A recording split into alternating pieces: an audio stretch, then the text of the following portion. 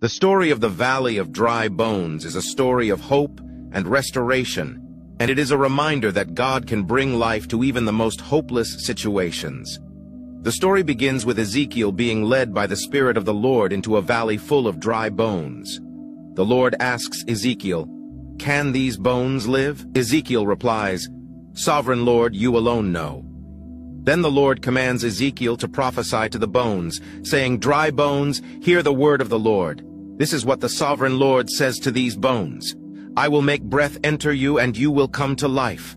I will put tendons and flesh on you and form skin over you, and I will put breath in you so that you may come to life. Then you will know that I am the Lord." So Ezekiel prophesied as he had been commanded. As he spoke, there was a rattling sound, and the bones came together, bone to bone.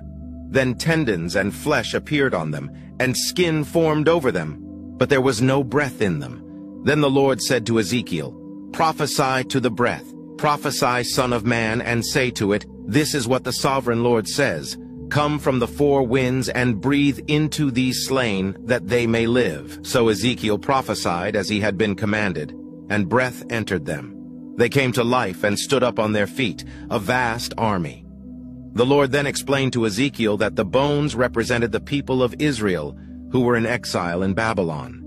They were like dry bones without life or hope, but the Lord promised to restore them to their homeland and to give them new life. The story of Ezekiel and the Valley of Dry Bones is a reminder that God is God of hope.